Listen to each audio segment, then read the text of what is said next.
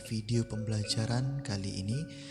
Sebelum kita memulai pembelajaran, mari kita berdoa ke hadapan Ida Sang Yang Widiwasa agar apa yang kita pelajari nanti berguna bagi diri kita sendiri dan juga berguna untuk orang lain. Dengan mengaturkan pangastungkara panganjali umat, Om Swastiastu, Om Saraswati Pujaya Nama Swaha. Baik, pada video pembelajaran hari ini kita akan membahas materi sejarah perkembangan agama Hindu di Indonesia. Sebelum kita membahas bagaimana perkembangan sejarah agama Hindu di Indonesia, ada baiknya kita mengetahui bagaimana masuknya agama Hindu ke Indonesia. Masuknya agama Hindu ke Indonesia diungkapkan dengan berbagai teori oleh para ahli. Jadi ada beberapa teori yang mengungkapkan masuknya agama Hindu. Di antaranya ada teori Brahmana, ada teori Ksatria, ada teori Waisya, ada teori Sudra, dan ada teori arus balik. Nah, yang pertama ada teori Brahmana. Teori Brahmana diungkapkan oleh C.C. Van Leeuw.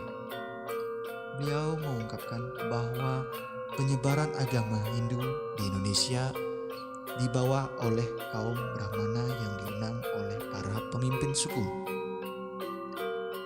Kedatangan para Brahmana ditujukan untuk melegitimasi kekuasaan para pemimpin suku tersebut.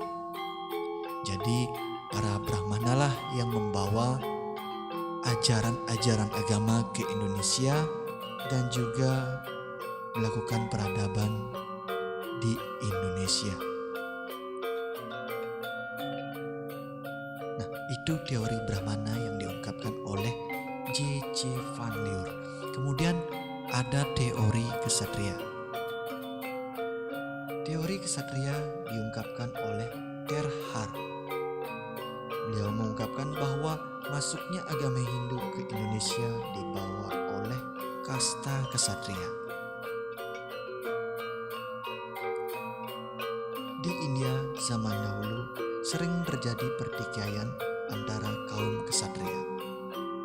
Para prajurit yang mengalami kekalahan pada akhirnya meninggalkan India dan kemudian menyebar ke beberapa wilayah, salah satunya di Indonesia. Nah, kemudian yang ketiga ada teori Waisya. Teori Waisya ini diungkapkan oleh N.G. Krum.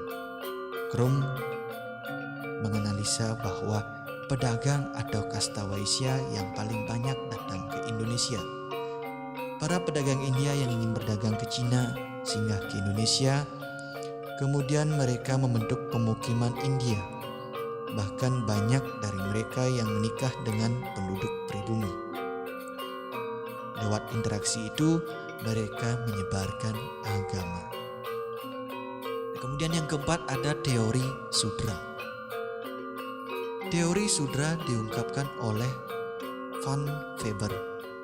Beliau mengungkapkan bahwa orang India berkasta Sudra atau pekerja kasar menginginkan kehidupan yang lebih baik daripada mereka tinggal menetap di India sebagai pekerja kasar. Bahkan tak jarang mereka dijadikan sebagai budak para majikan sehingga mereka pergi ke daerah lain, bahkan ada yang sampai ke Indonesia. Orang berkasta Sudra yang berada pada kasta terendah di India tidak jarang dianggap sebagai orang buangan, sehingga mereka meninggalkan daerahnya pergi ke daerah lain, bahkan keluar dari India hingga ada yang sampai ke Indonesia agar mereka mendapat kedudukan yang lebih baik dan lebih dihargai. Kemudian yang terakhir ada teori arus balik. Teori arus balik dikemukakan oleh Codes. dan FDK Bosch. Beliau mengungkapkan bahwa agama Hindu disebarkan oleh orang Indonesia sendiri. Orang Indonesia melakukan perdagangan ke India. Di sana mereka belajar agama, belajar kepercayaan. Kemudian mereka kembali ke Indonesia mengajarkan masyarakat tentang ajaran-ajaran agama Hindu. Jadi itulah teori-teori yang mengungkapkan bagaimana masuknya agama Hindu ke Indonesia.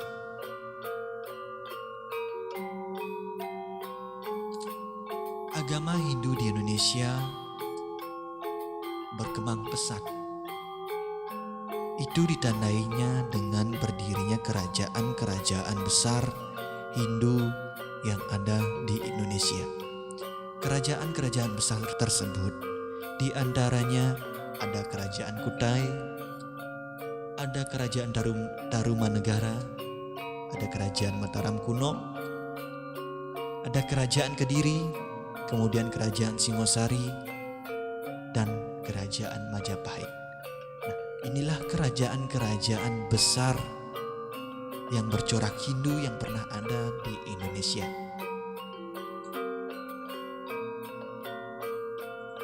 Kerajaan bercorak Hindu di Indonesia yang pertama adalah Kerajaan Kutai. Kerajaan ini terletak di daerah Muara Kaman, di sekitar tepi Sungai Mahakam, Kalimantan Timur. Kerajaan Kutai adalah kerajaan Hindu tertua yang pernah ada di Indonesia. Didirikan oleh Kudunga pada abad ke-4 Masehi. Bukti berdirinya Kerajaan Kutai adalah ditemukannya 7 buah yupa. Yupa merupakan tiang batu tertulis untuk mengikat hewan kurban yang akan dipersembahkan oleh para Brahmana. Yupa ini ditulis dengan huruf Palawa dan berbahasa Sanskerta. Berdasarkan apa yang tertulis dalam yupa, Raja Hindu pertama di Kerajaan Kutai bernama Aswawarman. Ini bisa dibuktikan akan gelar yang dimilikinya, yaitu Wangsakerta atau pendiri keluarga kerajaan atau dinasti. Dari tulisan yang ada pada yupa tersebut dapat disimpulkan adanya 3 generasi setelah dimulai dari Kudunga yang memperanakan anak bernama Aswawarman, dan kemudian Aswawarman memiliki 3 anak. Satu diantaranya bernama Mulawarman. Pada saat pemerintahan Mulawarmanlah Kerajaan Kutai berhasil berkembang menjadi sebuah kerajaan yang sangat-sangat besar. Hal ini terlihat dari prasasti yang ditemukan. Nah, selain 7 buah yupa yang ditemukan, ada prasasti-prasasti lain yang ditemukan di Kerajaan Kutai. Di antaranya ada kalung Cina yang berbuat dari emas, ada arca bulus, ada arca Buddha dari perunggu, kemudian ada juga arca batu. Nah, itulah kerajaan Hindu yang pertama yang ada di Indonesia, yaitu Kerajaan Kutai. Hindu juga berkembang di Jawa Barat. Nah, di sana terdapat Kerajaan Tarumanegara.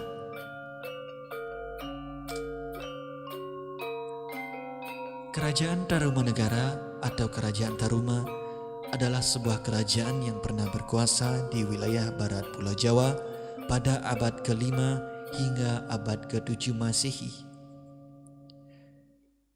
Tarumanegara merupakan salah satu kerajaan tertua di Nusantara yang meninggalkan catatan sejarah dan peninggalan artefak di sekitar lokasi kerajaan. Terlihat bahwa pada saat itu Kerajaan Taruma adalah kerajaan Hindu beraliran Wisnu. Nah, kata Tarumanegara berasal dari kata Taruma dan negara.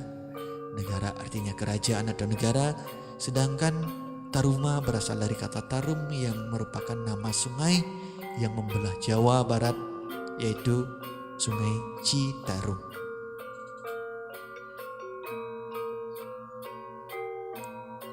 Raja yang terkenal di kerajaan Tarumanegara ialah Raja Punawarman.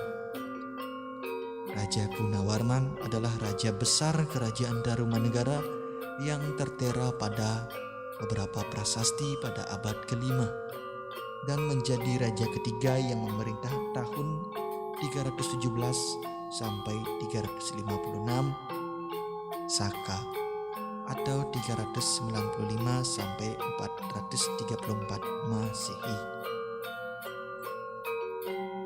Selama masa pemerintahannya, Purnawarman telah menaklukkan kerajaan-kerajaan lain di Jawa Barat yang belum tunduk kepada kekuasaan Tarumanegara.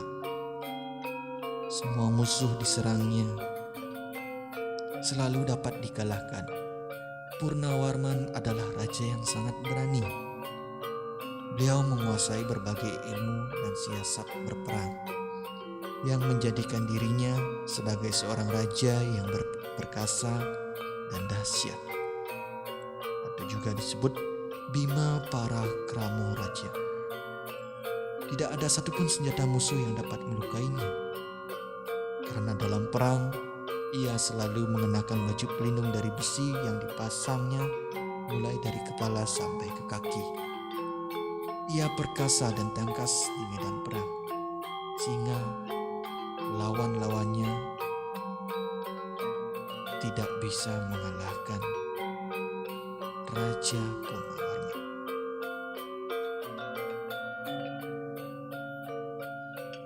Ada beberapa bukti peninggalan-peninggalan dari kerajaan Tarumanegara. Di antaranya ada prasasti Ciarudiun. Kemudian ada prasasti kebun kopi. Ada prasasti jambu. Ada prasasti Tugu dan juga ada prasasti Pasirawi. Nah, inilah beberapa peninggalan sejarah kerajaan Tarumanegara yang ditemukan di Jawa Barat. Kerajaan Tarumanegara runtuh ketika masa kepemimpinan Raja Tarusbawa, yaitu pada abad ke-7. Penyebab runtuhnya kerajaan ini diperkirakan karena tidak adanya pemimpin yang baru di kerajaan tersebut.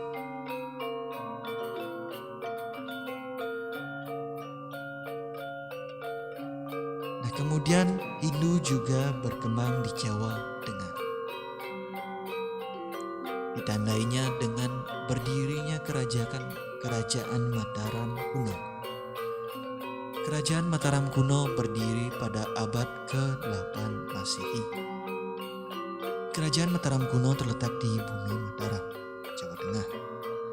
Daerah ini sangat subur karena berada di tengah-tengah Gunung Sindoro, Tangkuban Perahu, Gunung Sumbing, Gunung Merapi, Gunung Merbau, Gunung Lawu, dan Gunung Sewu.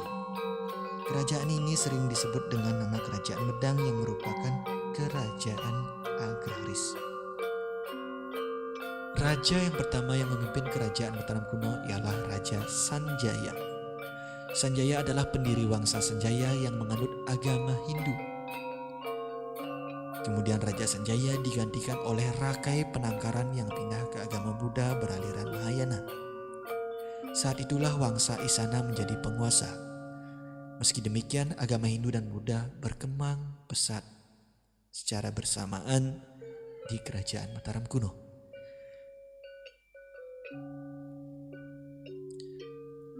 Ada beberapa peninggalan-peninggalan kerajaan Mataram kuno.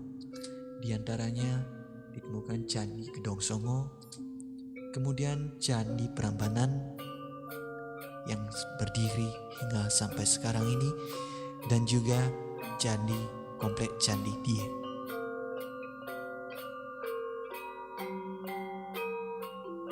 Runtuhnya kerajaan Mataram kuno disebabkan oleh beberapa penyebab, di antaranya meletusnya Gunung Merapi, kemudian terjadinya krisis politik tahun 927 sampai 929 Masehi, dan juga perpindahan letak kerajaan Mataram kuno karena pertimbangan ekonomi. Kemudian ada Kerajaan Kediri. Kerajaan Kediri berdiri pada tahun 1942 Masehi. Kerajaan Kediri terletak di tepi Sungai Berantas, Jawa Timur yang beribu kota di Dakar. Kerajaan Kediri dipimpin oleh Raja Airlangga. Namun kerajaan ini juga pernah dipimpin oleh Bameswara, Jayabaya, Sarweswara, Aryaswara, Gandra, Kameswara, dan Kertajaya. Nah, ada beberapa peninggalan kerajaan Kediri. Di antaranya ada Candi Dodowongso, kemudian ada Candi Miri, Gambar, dan ada Candi Gura. Selain candi tersebut, juga ada peninggalan sebuah prasasti, yaitu Prasasti Pandeglang, Prasasti Penumbangan, Prasasti Hantag, Prasasti Talan, Prasasti Jepun, Prasasti Kayunan, Prasasti Weleri, Prasasti Angin, dan Prasasti Semandik. Selain prasasti tersebut juga ada peninggalan berbentuk karya-karya sastra. Di antaranya Kitab Samarandana, Kitab Bratayuda, Hariwangsa, Kitab Gatot Kaca Seraya, dan Suman Santaka. Selain prasasti tersebut, ada juga peninggalan berbentuk karya sastra. Di antaranya Kitab Samarandana, Kitab Bratayuda, Kitab Hariwangsa, Gatot Kaca Seraya, dan Sumana Santaka. Nah, kerajaan Kediri ini terakhir dipimpin oleh Kertajaya yang memerintah sampai tahun 1222 Masehi.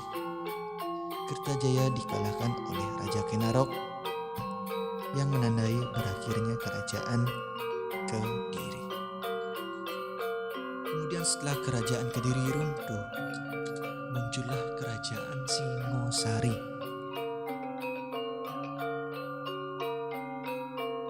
Kerajaan ini didirikan oleh Kenarok pada tahun 1222 Masehi. Ken Arok memimpin pada tahun 1222 sampai 1227. Kemenangan Ken Arok atas Kertajaya yang memimpin kerajaan Kediri membuat dirinya terkenal dan harum. Ia diberi gelar Sri Raja Sa Batara Sang Amurwa Bumi. Sebagai raja, masa lalu Ken Arok sangatlah buruk. Ia membunuh Gandring dan Dunggal Ametung. Bahkan ia juga memperistri Kendedes, yaitu istri dari Tunggul Ametung. Pada masa itu Kendedes sedang mengandung anak dari Tunggul Ametung. Janin tersebut setelah lahir bernama Anusapati. Perkawinan Ken Arok dengan Kendedes memiliki 3 anak. Ada Mahisa Wong Atleng, Panji Saprang, dan Panji Agnibaya, dan Dewi Rambu. Perkawinan Ken Arok dengan Ken Umang memiliki 4 anak, masing-masing bernama Panji Tohjaya, Panji Sudatu, Panji Wrolingon.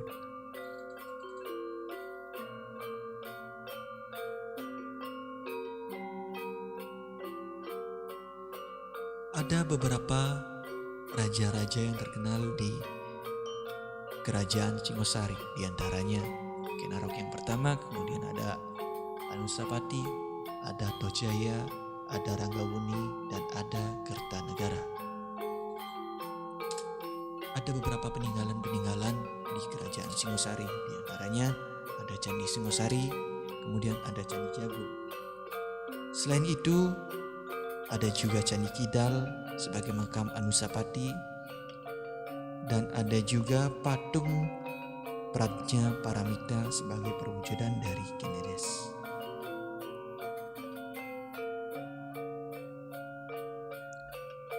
Kemudian yang terakhir ada Kerajaan Majapahit.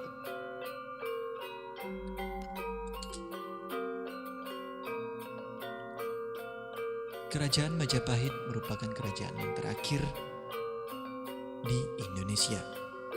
Kerajaan Hindu ini terletak di selatan Sungai Berantas yang berpusat di Trowulan Mojokerto. Kerajaan ini didirikan oleh Raden Wijaya pada tahun 1294.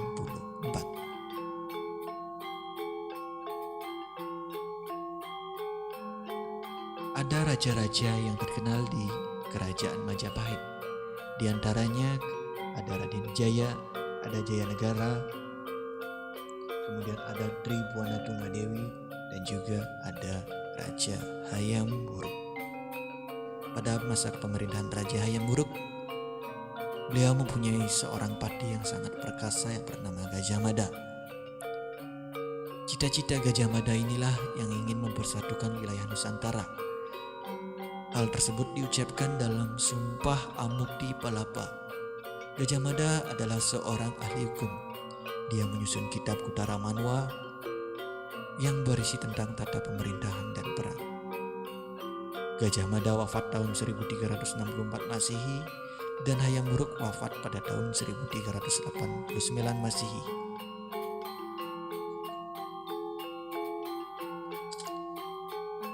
Ada beberapa peninggalan kerajaan Majapahit, diantaranya ada Candi Pari, kemudian ada Candi Ceto, dan juga ada Candi Sukup. Selain itu ada juga karya-karya sastra peninggalan kerajaan Majapahit, diantaranya Kitab Negara Kertagama yang dikarang oleh Empu Prapanca, Kitab Arjuna Wiwaha yang dikarang oleh Empu Kanwa, dan Kitab Sutasoma yang dikarang oleh Empu Tantular. Kehancuran kerajaan Majapahit ini disebabkan oleh adanya perang paragraf atau perang saudara. Nah, jadi itulah sejarah perkembangan agama Hindu di Indonesia dan juga kerajaan-kerajaan yang pernah berdiri di Indonesia. Baik, demikianlah pembelajaran kita pada hari ini. Apabila ada yang kurang jelas, silakan berkomentar ataupun bertanya di kolom komentar di bawah.